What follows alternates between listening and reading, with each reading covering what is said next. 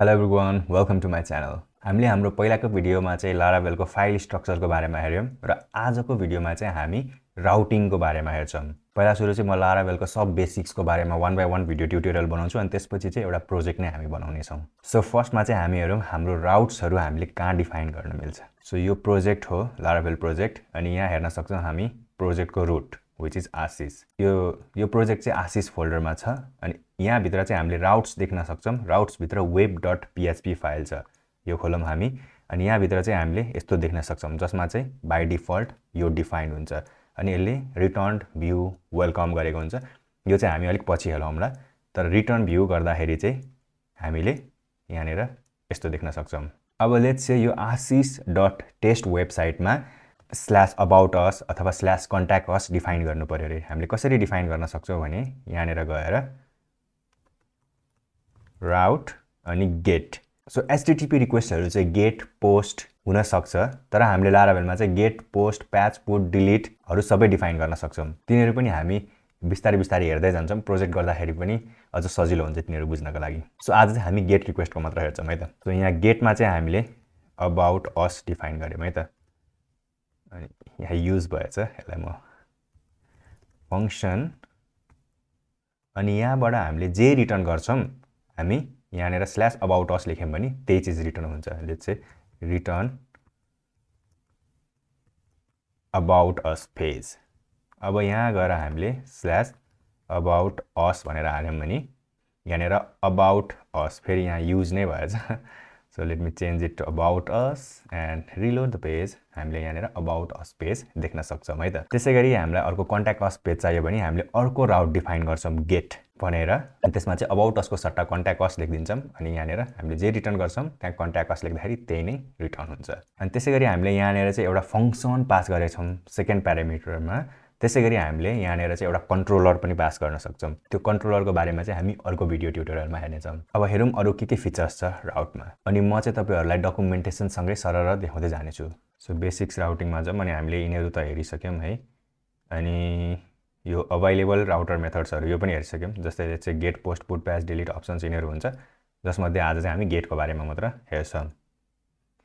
Let's say अब हामीलाई get र पोस्ट दुईटै रिक्वेस्टमा चाहिँ एउटै एक्सन कल गर्नु पर्यो भने चाहिँ हामीले यसरी राउट म्याच अनि गेट र पोस्ट दिन सक्छौं अनि गेट र पोस्ट जुन रिक्वेस्ट पठाए पनि यसमा चाहिँ यो फंक्सन भित्र कल हुन्छ। अनि बेसिकली यो पोस्टहरु अनि पुट रिक्वेस्टहरु हामीले फर्म सबमिट गर्दाखेरि चाहिँ यो युज हुन्छ है। अनि त्यसैगरी एनी भनेर हामीले स्ल्याश दियौं भने त यसमा गेट पोस्ट पुट प्याच डिलिट जे भए पनि यो स्ल्याशमा चाहिँ हामीले सबमिट गर्न सक्छौं।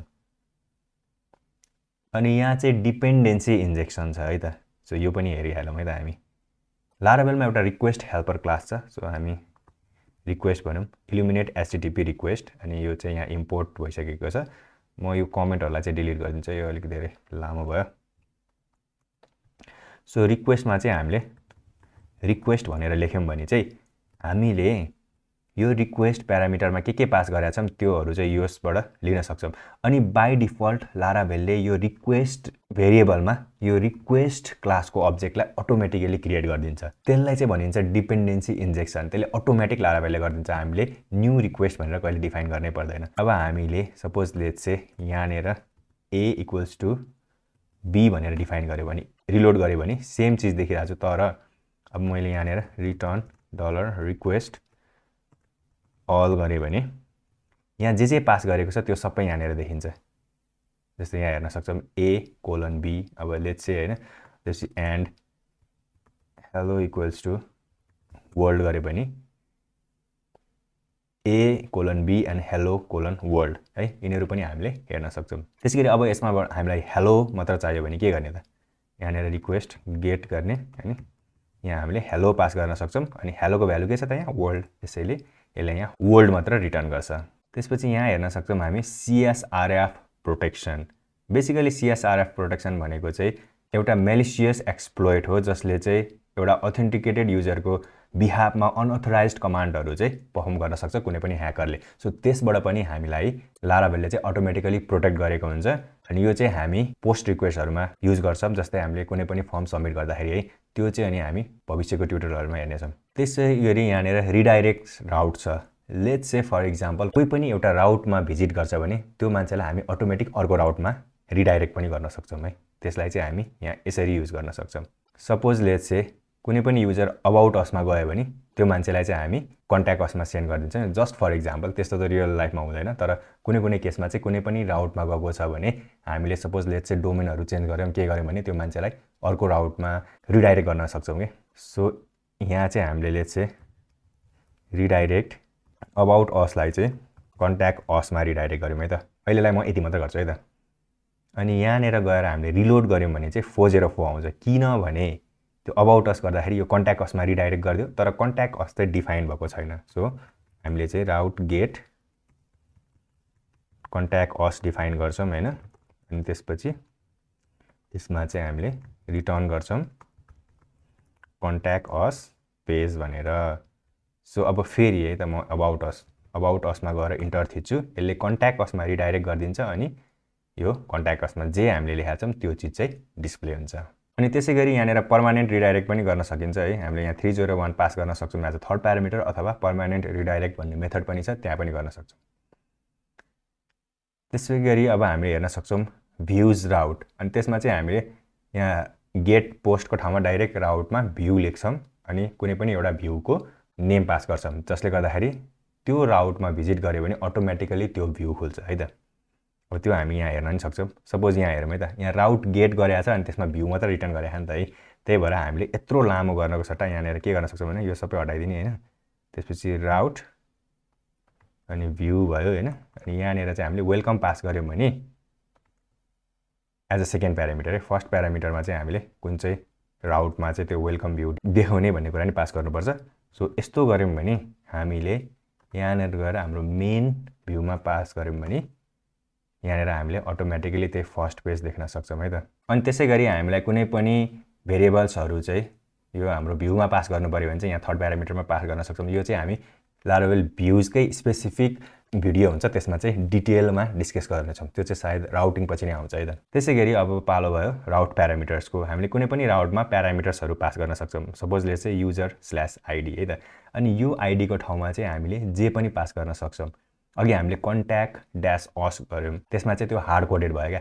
तर हामीले यसरी कर्ली ब्र्याकेटभित्र कुनै पनि नाम दियौँ आइडी भनेर अथवा जे नाम दिए पनि हुन्छ, त्यो हामीले यहाँ लेख्यौँ भने जे चिज हामीले यहाँ युआरएलबाट पास गर्छौँ नि त्यो चिज चाहिँ हामीले यहाँनिर लिन सक्छौँ। त्यही गरौँ है त। हामी यहाँनिर एउटा कुनै नयाँ राउट डिफाइन गरौँ। यहाँनिर राउट गेट युजर अनि /आइडी गरेँ है त मैले फङ्सन। अनि यहाँनिर चाहिँ मैले आइडी नै लेखेँ, जे नाम दिँदा नि हुन्छ होइन। तर यहाँनिर जे पास भएको हुन्छ त्यो चाहिँ हामीले यहाँ देख्न सक्छौँ है त। Let's say return user ID $ID। अब म यहाँ ब्राउजरमा जान्छु अनि यहाँनिर चाहिँ /user/ अब लेट्स से 1 है त। त्यसपछि के हुन्छ यहाँ युजर आइडी 1। अब हामीले यहाँनिर लेट्स से 2 पास गऱ्यौँ भने यहाँ पनि 2 नै देख्छौँ। सो हामीले यहाँनिर जे पास गर्छौँ यहाँनिर पनि त्यही नै देख्छौँ। यसरी हामीले यहाँ जे पास गरेका छौँ त्यो चाहिँ यहाँ हामीले एक्सेस गर्न सक्छौँ यहाँनिर। तर लेट्स से अब मैले कर्ली ब्र्याकेट नलेखिकन आइडी मात्र पास गरेँ अरे है त।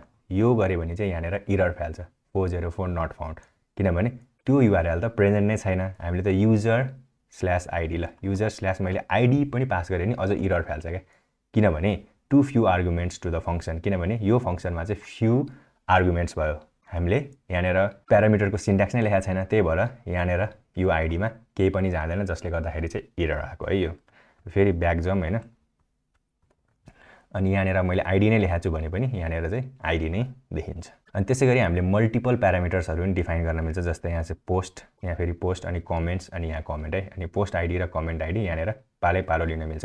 यो फर्स्टमा जे छ त्यो फर्स्टमा आउँछ अनि सेकेन्ड जे छ यहाँ सेकेन्डमा आउँछ। सो त्यो पनि हेरौँ होइन। युजर आइडी /comments/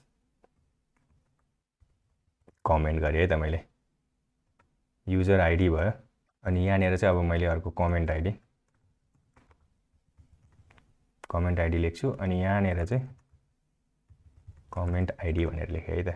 अनि यहाँनिर आइडीको सट्टा मैले कमेन्ट आइडी पास गरिदिन्छु र अब मैले यहाँनिर ब्राउजरमा गएर यस्तो गरेँ। यहाँनिर युजर/ लेट्स से 5/ कमेन्ट्स मैले कमेन्ट्स लेखेको छ हैन comments/10 लेखे भने युजर आइडीमा 5 अनि त्यसपछि यहाँनेर देखिएन ओ सरी यहाँनेर मैले यो डट लेख्नुपर्ने फर्मेट गरे है अनि त्यसपछि फेरि रिफ्रेश गरे भने युजर आइडी 5 र कमेन्ट आइडी 10 त्यसरी हामीले 5 र 10 पनि एक्सेस गर्न सक्छौं अब हेरौं अरु के छ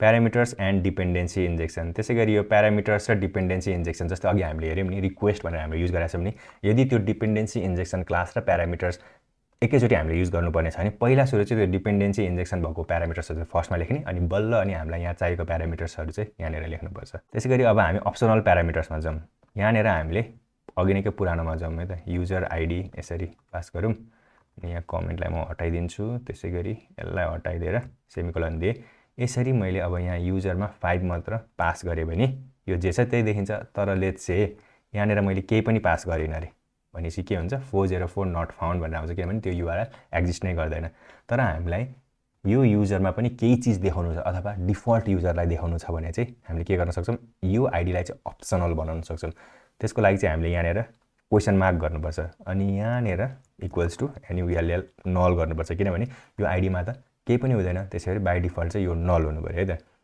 अनि यहाँनेर चाहिँ अब म कस्तो देखाउँछु भने यदि नल हुँदाखेरि चाहिँ डिफल्ट आइडी भनेर लेखे है त मैले अहिलेको लागि ल अब मैले यहाँ केही पनि पास गरिन भने चाहिँ यहाँनेर हामीले डिफल्ट आइडी देख्न सक्छौं तर अब हामीले यहाँनेर कुनै पनि आइडी पासले चाहिँ 3 पास गर्यौं भने चाहिँ यहाँ 3 नै देख्छौं सो यो चाहिँ एउटा अप्सनल प्यारामिटर भयो अब अरु चीज हेरौं यहाँ रेगुलर एक्सप्रेसन कन्स्ट्रेन्ट्सहरु पनि छ हैन अब लेट्स से सपोज यो नेममा चाहिँ हामीले a देखि z सम्म मात्र चाहन्छौं अरु 1 2 3 4 केही पनि चाहदैनौं भने हामीले यसरी वेयर यसरी पास गर्न सक्छौं अब त्यो अघिको आइडीमा त हामीले 0 देखि 9 सम्म मात्र चाहन्छौं नि त हैन त्यही भएर हामीले चाहिँ यहाँनेर यस्तो गर्न सक्छौं के यहाँ यस्तो लेख्दिने अनि यहाँनेर चाहिँ यस्तो गरेर वेयर आइडी अनि यसो गरेर यहाँ सेमिकोलन पास गर्दिने यो आइडी भनेको चाहिँ यो नामसँग म्याच हुनुपर्छ अनि अब मैले चाहिँ यहाँनेर गएर 3 लेखेर सपोज लेट्स से ल मैले यहाँनेर 6 नै लेख्दिए भने चाहिँ ल ठीक छ यो जे छ त्यही देखिन्छ हैन तर 6 को ठाउँमा हेलो गरेर गर्दिए भने के हुन्छ 404 नट फाउन्ड हुन्छ किनभने हामीले चाहिँ त्यो स्ट्रिङ भएको चाहिँ कुनै पनि युआरएल चाहिँ एक्जिस्टै गर्दैन भन्ने देखाउनु पर्ने छ नि त त्यही भएर यो 404 देखिन्छ तर कुनै पनि नम्बर पास गर्यो भने चाहिँ जसरी काम गर्नुपर्ने छ त्यसरी नै काम गर्छ है त तर हामीलाई त अब यो कति हुन्छ नि यो चीज त थाहा हुँदैन त रेगुलर एक्सप्रेसनहरु त्यसैले लाराभेलले कन्भिनियन्ट मेथडहरु पनि डिफाइन गरिदिएको छ है त हेरौँ यहाँ हामीले चाहिँ के गर्न सक्छौं भन्दाखेरि यहाँनेर where number where alphanumeric where UUID भन्ने कुरा छ जस्तै अब यहाँनेर यसको ठाउँमा वेयर नम्बर भनेर गर्दिम अनि यसलाई हटाइदिम भनेपछि अब यो आइडी चाहिँ जहिले पनि नम्बरै हुनुपर्छ भनेर यसले अघि नैको सेम चीजलाई चाहिँ यहाँ यो वेयर नम्बर मेथड भित्र इन्क्याप्सुलेट गरेको हुन्छ त्यसैले अब यहाँ भित्र जाउँ हामी अनि यहाँनेर गएर फेरि रिफ्रेश गर्यौं नट फाउन्डै भन्छ अनि लेट्स से 9 पास गर्यो भने चाहिँ यहाँनेर मिल्यो अब अरु हेरौँ है त ग्लोबल कन्स्ट्रेन्ट भने है त अब हामीले लेट्स से एभ्री टाइम कहीँ पनि हामीले यस्तो आइडी भनेर डिफाइन गर्यौं तर त्यो सबै ठाउँमा हामीले नम्बर मात्र चाहन्छौं भने सबै राउटमा चाहिँ अब लेट्स से अर्को एउटा राउट छ रे यहाँनेर है त अब यहाँ पनि फेरि वेयर नम्बर अब फेरि अर्को राउट छ फेरि त्यहाँनेर नि वेयर नम्बर लेख्न त अलिकति कम्बर्सम हुन्छ नि त त्यही भएर त्यसको सट्टा चाहिँ हामीले ग्लोबली यो चीजलाई डिफाइन गर्न सक्छौं है त ल यसलाई कपी गर्छु म हैन अनि एउटा राउट सर्भिस प्रोवाइडर भन्ने छ एप प्रोवाइडर्स राउट सर्भिस प्रोवाइडर है त हामी हेरौँ यहाँनेर एप प्रोवाइडर्स राउट सर्भिस प्रोवाइडर अनि यिनीहरुको बारेमा नि डिटेलमा हामी सबै चीज हेर्ने छौं है फ्युचर भिडियोजहरुमा यहाँ गएर यसको मेथड हुन्छ यहाँनेर बुट मेथड भन्ने हैन यहाँनेर गएर चाहिँ हामीले यसरी राउट प्याटर्न आइडी 9 गरिसकेपछि के हुन्छ त भन्दाखेरि अब हामीले यहाँनेर चाहिँ वेयर नम्बर भनेर डिफाइन गर्न पर्दैन अनि अघि भनेको जस्तै यो आइडी र यो चाहिँ म्याच हुनुपर्छ है त अब यहाँ गएर फेरि मैले रिफ्रेश गरे भने यो मजाले चल्छ हैन अनि अघिकै जस्तै हामीले हेलो अथवा कुनै पनि स्ट्रिङ पास गर्यौं भने 404 नट फाउन्ड आउँछ त्यसैगरी यो फरवर्ड स्ल्याश चाहिँ के हो भन्दाखेरि जस्तै अब हामीले यहाँनेर डिफाइन गर्यौं फरवर्ड स्ल्याश भनेको त कुनै एउटा नयाँ राउट जस्तो हो नि त तर त्यो प्यारामिटरमा पनि हामीले स्ल्याश